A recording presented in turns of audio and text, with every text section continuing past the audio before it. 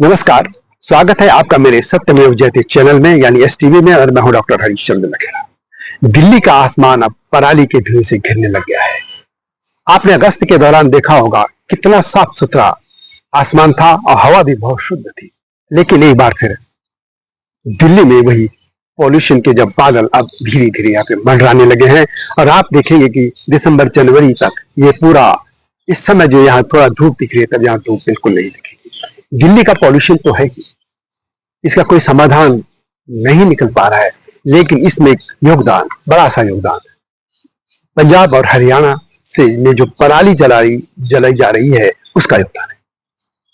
लेकिन आप भी देख रहे होंगे गजब की बात कि दिल्ली में आम आदमी पार्टी की सरकार है और लगभग 2-3 साल पहले तक यही आम आदमी पार्टी की सरकार, जब पंजाब में कांग्रेस की सरकार थी तो तब पंजाब और हरियाणा की सरकार को खूब कोसती थी। तब के मुख्यमंत्री जो कि आम आदमी पार्टी के सुप्रीमो थे यानी अरविंद केजरीवाल, खूब उनको गरियाते थे। लेकिन अब देखिए उनके सुर कैसे बदल गए।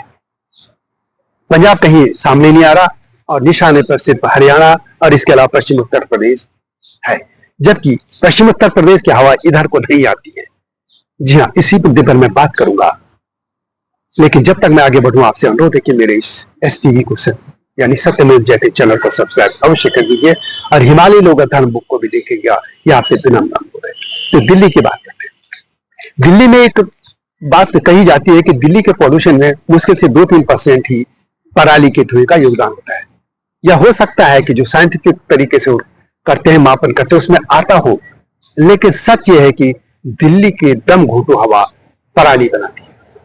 अभी 4-5 दिन पहले मैं चंडीगढ़ से दिल्ली आ रहा था, तो चंडीगढ़ के बाद जब जीरकपुर आता है यानी वो पूरा पंजाब का इलाका आता है, अंबाला जिला शुरू होने से पहले, फिर अंबाला और आगे फिर कुरुक्षेत्र और करनाल, पानीपत वगैरह ये सब हरियाणा में।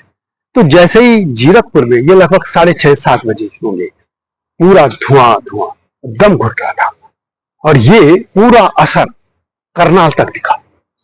थोड़ा फिर पानीपत और उसके बाद फिर सोनीपत और फिर दिल्ली के तरफ थोड़ा कम होता गया। ये समझ लीजिए कि जीरकपुर और उस आगे ही पंजाब के इलाके में सुबह की जो ठंडी हवा, कार की आप खिड़की के दरवाजे खोल के रखते हैं, खिड़की कांच, उस पर को उसे बंद करना पड़ा और एसी चलाना पड़ा। इतना दम घुटा था। जाहिर है कि ये दम घुटा था वो सिर्फ और सिर्फ पराली के धुएं से घुट रहा था। और ये और याद कीजिए, करीब 10 साल पहले की बात है, 15 साल पहले, तब दिल्ली में पॉल्यूशन तो था लेकिन ये दम घोंटू वाली बात नहीं थी, क्योंकि तब पंजाब के लोग चावल की खेती नहीं करते थे, धान की खेती नहीं करते थे, क्योंकि एमएसपी पे उनका जो एमएसपी का ये जो धंधा हुआ कि एमएसपी है ज्यादा और पानी भी उनको मिलता रहा, तो उससे ये जब धान की खेती करने लगे तो फिर दिल्ली वालों का संकट।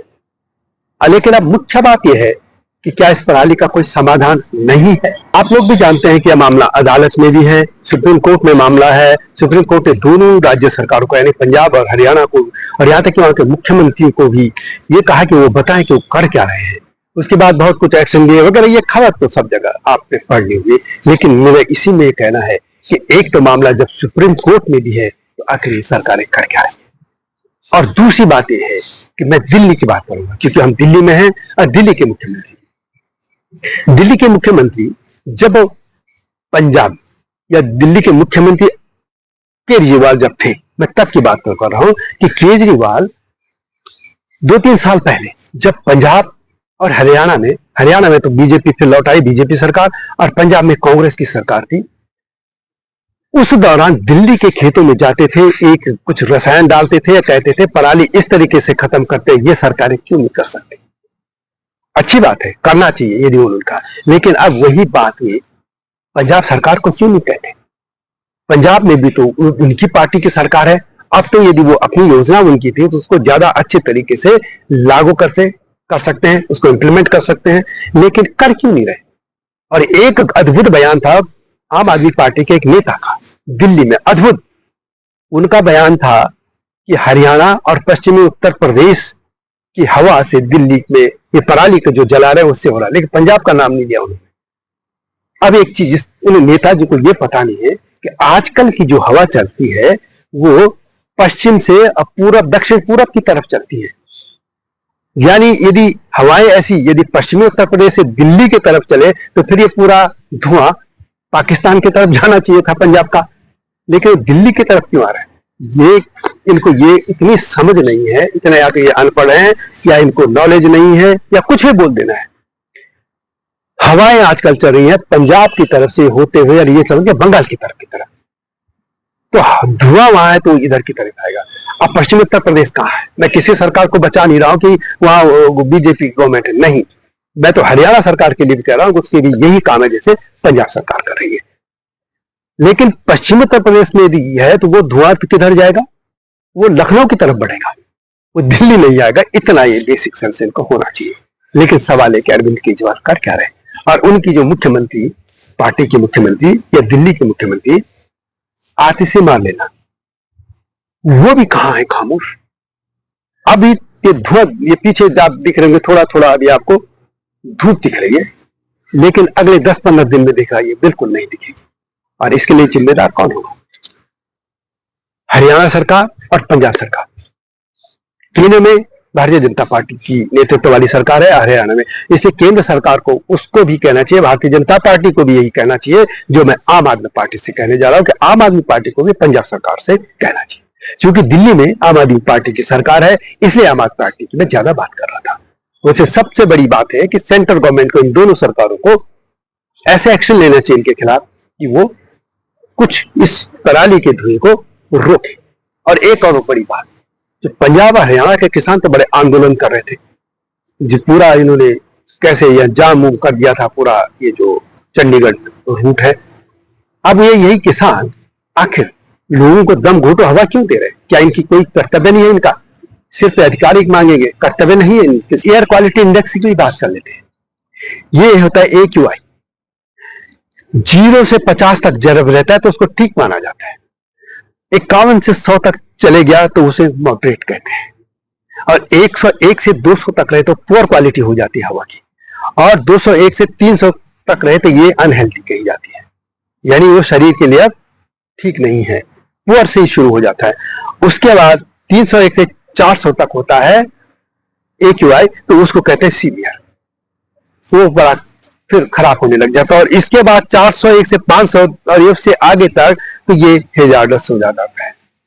यानी इसके बाद ये समझ लीजिए कि 100 से ऊपर जाते ही आपके स्वास्थ्य के लिए वो खराब है। और दिल्ली में 300-400 तक ये पहुंच चुका है, और आज एक बार तो यहाँ 600-700 तक क्रॉस कर गया था। ये पूरे इलाके में NCR में एयर क्वालिटी इंडेक्स 200 से ऊपर चल रहा है। 200 से ऊपर का मतलब है कि अनहेल्दी, ये आपके शरीर स्वास्थ्य के लिए ठीक नहीं है। तो इस समय दिल्ली और NCR की जो भी हवा है वो यहाँ के पॉल्यूशन से तो है ही, लेकिन पॉल्यूशन तो हम नरक कर ही रहा है, उसमें जहरीली हवा है, लेकिन जो दम घुटने की बात होती है ये पराली कर लीजिए। और यदि कम से कम दम घोटू तो रोके, सवाल है कि ये कौन रोकेगा? सेंट्रल गवर्नमेंट रोकेगी, दिल्ली की सरकार भी इसके उपाय करेगी यहाँ पे पॉल्यूशन रोकने के लिए। इसके लिए हरियाणा और पंजाब, इन सभी सरकारों को मिलकर काम करना होगा। और उत्तर प्रदेश की सरकार, यदि उत्तर प्रदेश की तरफ की जो हवा जाती है सभी को काम करना होगा। वीडियो कैसे लगी कमेंट में अवश्य लिखें। इस तरह के मुद्दों के साथ आपके सामने आता रहूंगा। तब तक नमस्कार। हिमालय पे पेड़ हो तो गीत गाएंगी नदियाँ, गीत गाएंगी नदियाँ। पेड़ों पे चिड़िया है तो गीत गाएंगी नदियाँ, पेड़ों पे चिड़िया है तो गीत गाएंगी नदियाँ। माँ की लोरी जैसे होते हैं नदियों के गीत।